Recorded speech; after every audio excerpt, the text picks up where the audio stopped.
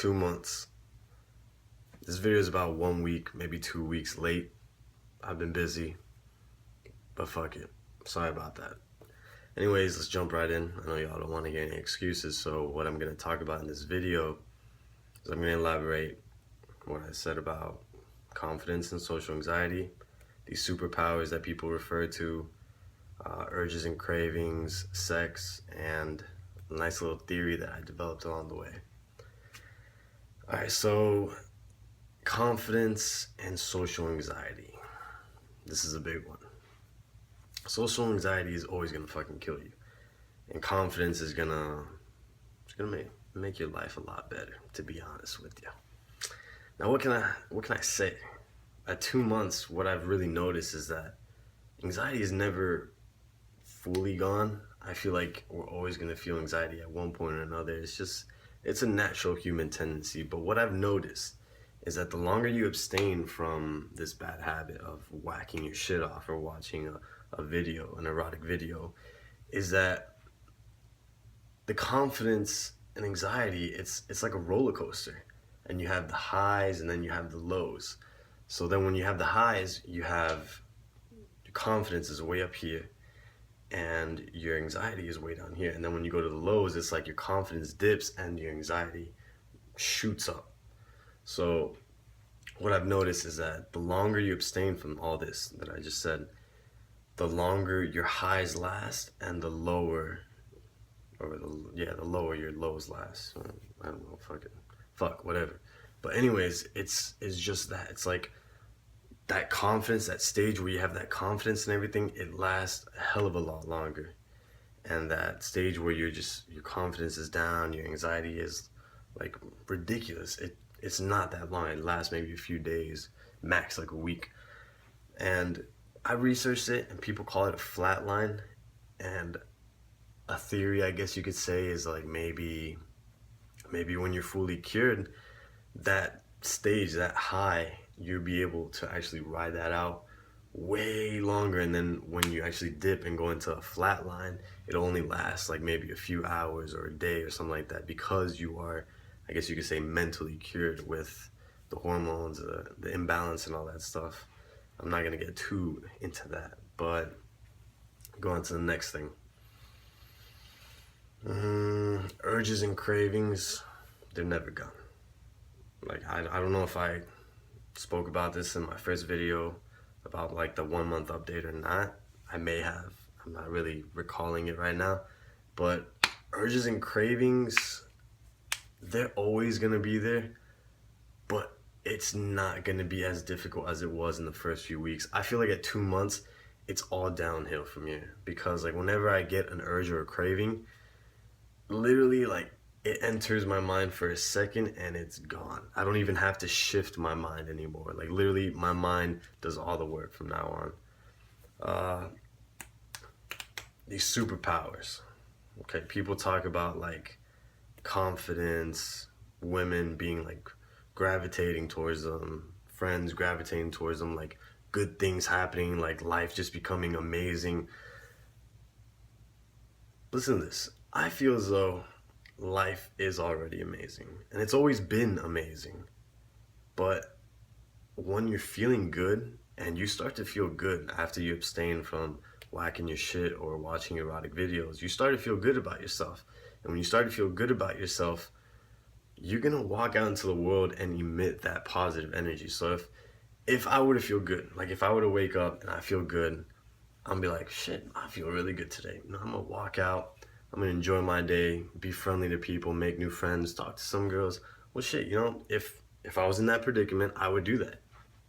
And you don't think that me going out and being positive with people is gonna pull people towards me and gonna pull good things into my life?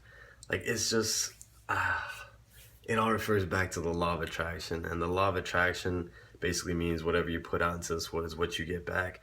And when we were in this addicted stage, we had a very, I guess you could say, like a negative vibe. You know, we had a very negative outlook on the world, and we kind of like, we weren't friendly. We were just kind of like to ourselves, quiet. I mean, I don't know if you were, but I was. I wasn't very open with people. I was very Man, I was a fucking dick. That's what I was. And I was not nice or anything like that. I was very negative, through shade, I guess you could say, to people. And I always got that back. And I always wondered, I was like, damn, like why does life suck? But the thing is, I sucked at the time. Life was actually good as hell. But I was having that negative outlook, and I was pushing that negative, I guess you say, the negative energy out into the world. So I was getting negative back. And then you're gonna notice now that after you abstain for a while, you're gonna feel good, and you're gonna start emitting that positive, and you're gonna be putting positive out into the world. So you're gonna be getting back positive, and that's when you're gonna notice that women are gonna start coming towards you. People are gonna start coming towards you because you're uplifting. You make them feel good about themselves. You make them feel good after talking with them. You ever had a conversation with someone and you feel drained? You're like, oh shit, what the fuck? Like, why do I feel like this? Well, that person is, I'm not gonna say that they're bad or anything, or that they're a negative person, don't talk to them. I'm saying that they're going through a stage in their life where they're only putting out negative into the world, so that's what they're getting back. And you can feel it. Like, you can feel that when you're talking to someone. But now, damn, now I'm just like rambling on. But okay, let's continue on. Sex. Now, I don't know how this is gonna be for you, but for me personally, when I first started having sex again, it was, I mean, it felt good. I'm not gonna lie, but it didn't last as long as I wanted to, if you know what I mean. But after a while, I kind of started getting back to a normal stage. And I mean, if that happens for you, it might not. It might. Fuck, that's just my experience. I'm letting you know, being upfront, straight. Uh, Last thing. Yeah, the theory that I was talking about. You have to realize that the reason we relapse, and the reason I relapsed way back, was because of this negative state. And when you're in this negative state, you tend to see things and you're just like, I don't know, like everything is kind of just shitty for you. And when things are shitty and you're in a shitty mood, your mind tends to go back to its comfort zone, comfort place, whatever it is. It leans, like I said, it leans on what it knows, what it's comfortable with. And what it knows and what it is comfortable with is whacking your shit and watching erotic videos. That is going to make you comfortable. That is going to supposedly take you out of the discomfort that you're feeling. But the thing is, you have to realize is that this discomfort that you're feeling is because of this shit. It's because you keep continuously doing this shit. And what I realize is that you can't be in that negative state. And the way to get out of that negative state is to realize that, first of all, you have, I like to call it a filter. You have a positive filter and a negative filter. If you have a negative filter, anything that goes through this negative filter, like let's say something really good happened to you, it goes through the negative filter and it's okay. It's not anything great.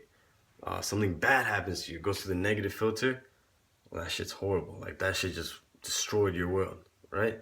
Okay. Now, let's say you have a positive filter. Something good happens. Well, shit, it just went through a positive filter, so now it's amazing. Let's say something bad happens. Well, it went through the positive filter, so it's not that bad. And the best way that I can show you this is that today I was in my first car accident. You know, if I was in the state I was about 2-3 months ago, I would have been crushed. I would have been like, oh fuck, like I can't handle this right now. This is too much. But you know what? I got in a car accident and I didn't give a fuck. Like my day was still great. I was still happy. I still went on with my day as if nothing happened. And the most simple way I can put this, I mean, you could take my theory or you could take another theory that I made up a long time ago, which is a lot simpler, is basically you always have two decisions, two choices. You can either choose to be happy or you can either choose to be miserable.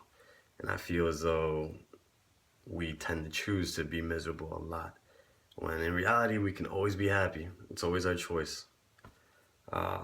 That's all I have for you guys today. Thank you for watching. 2 months. Now I'm gonna have 3 months real soon. Like, comment, subscribe. Leave me anything. I'll get back to you as soon as possible. Share this video. Let me know what you think. And remember, the time is now.